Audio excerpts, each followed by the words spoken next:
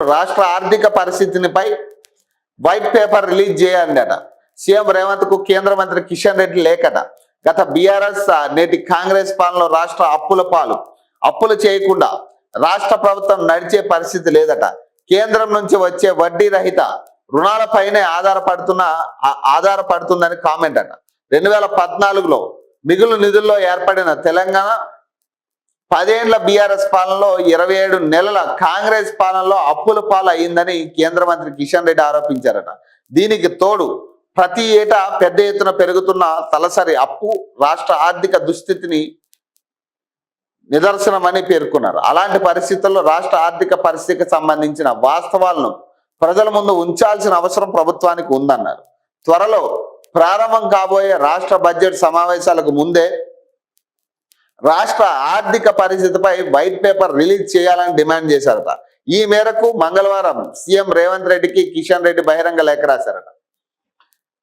ఇప్పుడు వాస్తవాలను ప్రజల ముందు ఉంచండి అట. ఈ వాస్తవాలను వాళ్ళు ఉంచేటోళ్ళే, మీరు ఉంచేటోళ్ళే. ఇప్పుడు మీరు వాస్తవాలను ప్రజలకు చాలా బాగా చెప్తా ఉన్నారు. మీరు కూడా ఒక వైట్ పేపర్ రిలీజ్ చేయండి. కేంద్రం నుంచి ఎంత బడ్జెట్ తీసుకొచ్చారు, మీరు ఎంత బడ్జెట్ కేటాయించారు? బడ్జెట్ సమావేశాలు మొన్ననే అయినాయి కదా. ఏం బడ్జెట్లు కేటాయించారు తెలంగాణకి? అదే ఫ్యూచర్ సిటీకి వ్యతిరేకంగా ఇక్కడ మంత్రులు కొట్లాడుతుంటే అదే ఫ్యూచర్ సిటీకి నిధులు కేటాయిస్తూ ఉంటారు మీరు. బుల్లెట్ ట్రైన్లకి ఫ్యూచర్ సిటీ నుంచి ఫ్యూచర్ సిటీ మీదుగా వెళ్ళడానికి బుల్లెట్ ట్రైన్లకి నిధులు కేటాయిస్తారు. అది తెలంగాణకి ఇచ్చింది కాదు కదా. మీరు దాన్ని ఫ్యూచర్ సిటీని ఎక్కడ కలుపుతా ఉన్నారు? మీరు కేవలం తెలంగాణలో ఒక ఏరియా మీదుగా ఆ బుల్లెట్ ట్రైన్ వెళ్తుంది అంతే. మీకు ఆల్రెడీ రూట్ మ్యాప్ ఉంది కాబట్టి ఆ రూట్ మ్యాప్ ప్రకారం మీరు నిధులు కేటాయిస్తా ఉన్నారు. దాన్ని తెలంగాణకు కలపొద్దు దయచేసి.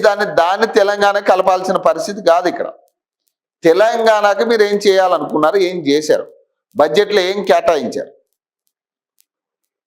ఎంతో మంది తెలంగాణ ప్రజలు వెయిట్ చేశారు. ఈ బడ్జెట్లో కనీసం మనకి ఏదైనా హామీలు, కొత్త హామీల్లో ఏమైనా నెరవేర్చే పరిస్థితి ఉంటుందా? రైతుల, మహిళల, ఇతర విషయాల మీద చాలా మంది ఆశపడ్డారు.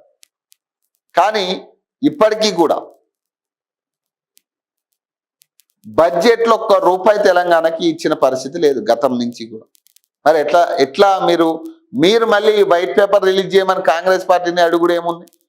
ఇక వాళ్ళు దొంగలే, మీరు దొంగలే. కాకపోతే వాళ్ళకి కనపడతారు, మీరు కనపడరు అంతే.